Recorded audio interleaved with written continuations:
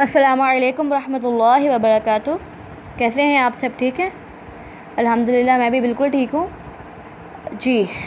آج ہم سورۃ فاتحہ کی مناسبت کے بارے میں پڑھیں گے کہ سورۃ فاتحہ کا سورۃ بقرہ کے ساتھ کیا تعلق ہے۔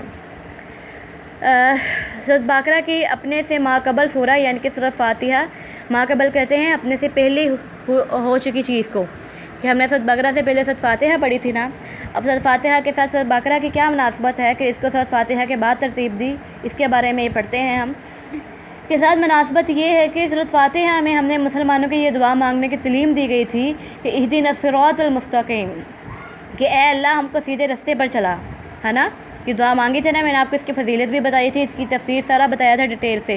تو اس دعا کے مطابق یہ جو سورہ ہے سورۃ بقرہ ہم کو گفٹ میں دی گئی ہے، ٹھیک ہے۔ ہم نے دعا مانگی تھی، اللہ تبارک و تعالیٰ نے ہماری دعا قبول کی، ہمیں ہدایت دینے کے لیے اللہ تبارک و تعالیٰ نے ہمیں گفٹ کے طور پر سورۃ بقرہ کو دیا، سبحان اللہ۔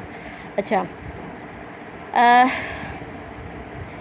سورۃ بقرہ میں کامل ایمان والوں کے اوصاف، مشرکین اور منافقین کی نشانیاں، یہودیوں اور عیسائیوں کا طرز عمل، نیز معاشرتی زندگی کے اصول احکام ذکر کر کے مسلمانوں کے لیے صراط مستقیم کو بیان کیا گیا ہے۔ یہی اس سورہ کی مناسبت ہے سورۃ فاتحہ سے، یعنی کہ سورۃ فاتحہ میں ہم نے اللہ تعالیٰ سے ہدایت کی دعا مانگی تھی، اللہ تبارک و تعالیٰ نے ہمیں ہدایت دی اور ہمیں ایز اے گفٹ سورۃ بقرہ کو گفٹ کے طور پر دیا کہ اگر ہم اس سورہ کو پڑھ لیتے ہیں تو الحمدللہ ہمیں ہماری پوری زندگی کے لیے ہدایت مل جاتی ہے، اور ہمیں ہماری پوری زندگی میں اس قابل ہو سکتے ہیں کہ ہم کسی کے سامنے بیٹھ کر بول پائیں کہ ہاں جی ہم نے کیا سیکھا ہے، ٹھیک ہے۔ تو یہ چھوٹا سا تھا بس مضمون کا، مناسبت کا جو ٹاپک تھا۔ تو میں امید کرتی ہوں کہ آپ کو یہ سب سمجھ آ چکی ہوگی انشاءاللہ تعالیٰ۔ سورۃ بقرہ کو ہم منڈے سے سٹارٹ کریں گے انشاءاللہ۔